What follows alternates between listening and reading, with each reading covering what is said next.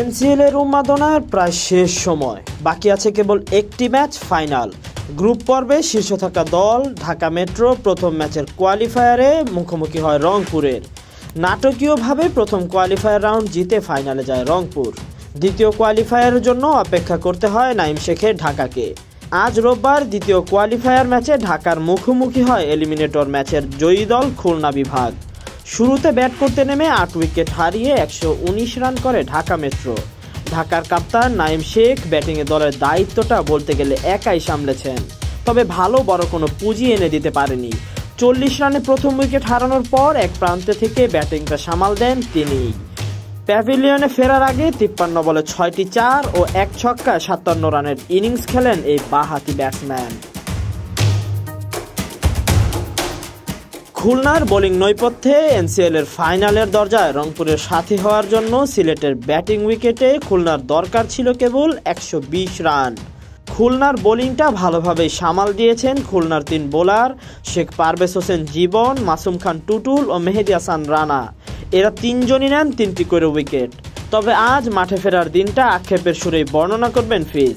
খুলনার হয়ে ৪ ওভারে ৩৫ রান দিয়ে ১ উইকেট নেন এই বাঁহাতি বোলার। তবে খুলনাকে এই সহজ টার্গেট দিয়েও হয়তো নাঈম শেখের ভাবনায় ছিল শুধুই প্রথম আসরের এনসিএল ফাইনাল। খুলনার ব্যাটারদের জন্য হালের ক্রিকেটে সহজ টার্গেটই দিয়েছিল ঢাকা। ১২০ রানের টার্গেটে ব্যাট করতে নামে নুরুল হাসান সোহানের খুলনা বিভাগ। শুরুতেই দলের ওপেনার আজিজুল হাকিম তামিম, ইমরুল কায়েস এবং মোহাম্মদ মিঠুন তিনজনে ফেরেন দলীয় ২ রানের মাথায়। দলীয় ২৩ রানে ১৬ করা বিজয় এবং নুরুল হাসান সোহান সাজঘরে ফিরলে বিপাকে পড়ে যায় খুলনা বিভাগ।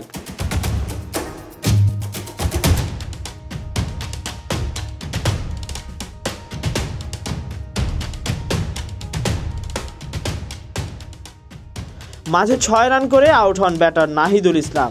জীবন এবং মাসুম খান এরপর জুটি করেছিলেন ২৪ রানের, কিন্তু দলীয় ৭৪ থেকে ৭৫ রানে খুলনা হারায় আরও ৩টি উইকেট। শেষ পর্যন্ত খুলনার রানের চাকা থামে ৮১ রানে। খুলনা হয়তো খানিকটা আফসোসই করবে, কারণ এই ব্যাটিং উইকেটে খেলেও ১২০ রান করতে ব্যর্থ তারা। বিপিএলে দল না পাওয়া মোসাদ্দেকের দারুণ বোলিংয়ে ১৩ রানে ৩ উইকেট নিয়ে ৩৮ রানের বিশাল জয় পেয়ে ফাইনাল নিশ্চিত করেন ঢাকা বিভাগ। পরশু রংপুরের সাথে এনসিএল এর প্রথম আসরের ফাইনালে মুখোমুখি হবে Dhaka metro. Tahsin Ahmed, BD archive.